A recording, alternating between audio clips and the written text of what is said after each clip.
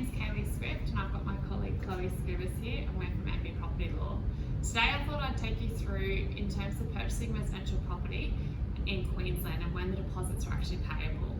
So under the contract to purchase a property in Queensland, there may be a couple of different deposits that are payable. So I suppose, Chloe, to start off with, what actually is a deposit? Yeah, so a deposit can be confused into thinking that it's an additional payment on top of the money that you're actually paying towards the property. However, that's not the case. The deposit is a part payment of whatever you are paying for that property. So let's say you're paying $800,000, you might pay a $5,000 deposit. That will mean that by the time it's ready for the property to be handed over to you, you will pay the remaining $795,000 at a later date. Wonderful. And so with deposits then, when are they actually payable? So in our conveyancing type of contracts, deposit amounts are broken up into two lots. You have your initial deposit that a buyer will normally pay as soon as they sign the contract. This is normally a very small sum of $1,000 to $5,000 at maximum. Then you have your balance deposit.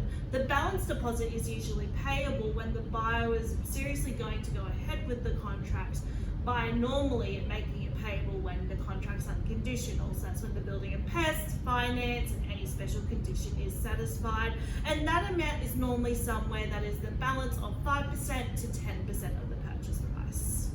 Thanks, Chloe. So we now understand what actually is a deposit when it's payable, but who does it actually get paid to? So the deposit is paid to the deposit holder until settlement. Now the deposit holder can be a range of people, but it should never be the buyer or the seller.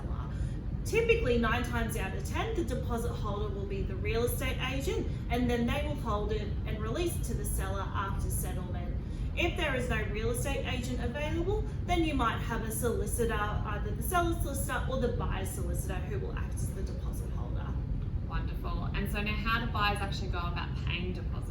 So the contract will actually say the methods that the buyer can actually pay the deposit. Most people will look at paying it through electronic funds transfer on your mobile app, which you can do.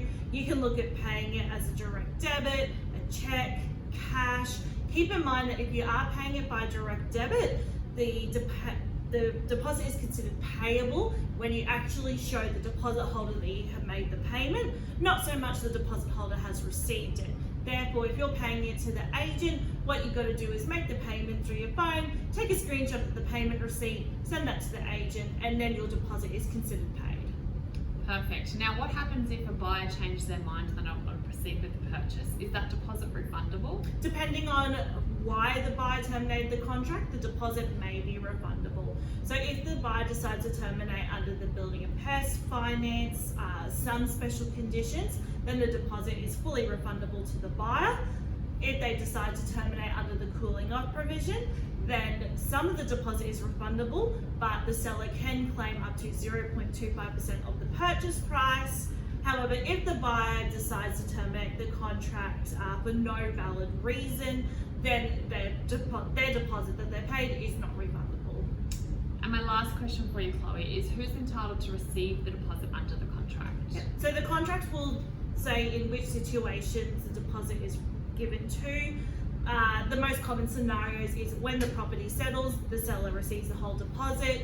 If the contract is terminated validly under building and pest or finance, it's refundable to the buyer.